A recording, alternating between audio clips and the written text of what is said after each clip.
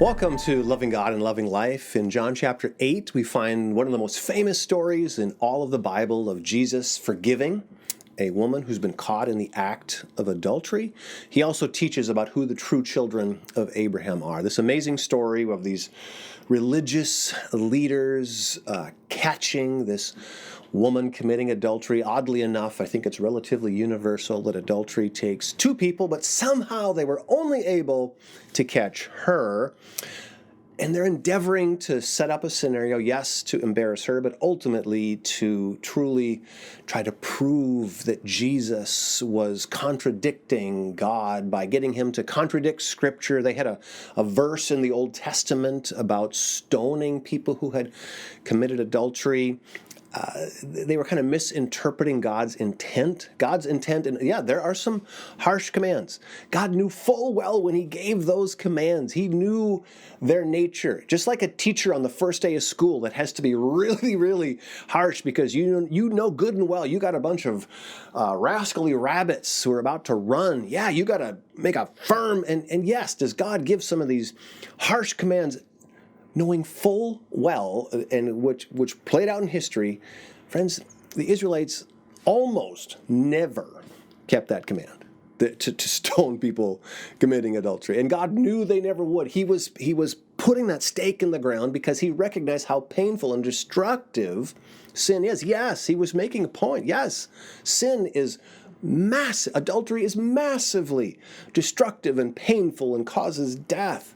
So yes, he meant it, but he knew full well he was driving that stake. And Jesus knew they didn't have God's heart. These religious leaders who were bringing this woman, they didn't have God's heart. So he challenges them that whoever has an innocent heart themselves, whoever has a pure heart, whoever's without sin, you cast the first stone. You throw the first one, then we'll all just jump in there with you. So he doesn't contradict the Scripture. He just puts them on the spot of, okay, are you in the right spot to throw that rock? He doesn't do, they thought he was just going to contradict Scripture, and he doesn't. Well, then they get convicted. The Spirit of God convicts their hearts. They walk away. Then Jesus walks up to the woman and says here in verses 10 and 11, he says, Where are your accusers? Did no one condemn you?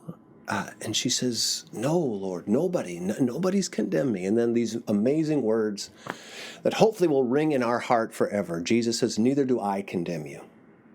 Go and sin no more. That is the heart of God. That is God's heart for you. How often will God keep forgiving you? As often as you'll keep coming to him. Just keep coming to find grace. And if you keep coming to him to find grace, he's not going to condemn you. The grace of Jesus Christ is not going to condemn you. You're going to find strength. Just keep coming. Just keep coming to him. For if you sin 100 times, keep coming, asking God to forgive you, and you're going to find grace.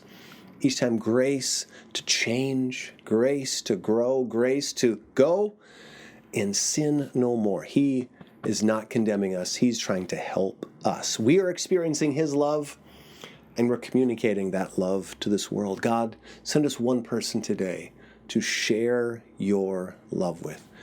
Friends, let's never forget, it's loving God that leads us to a life that we love.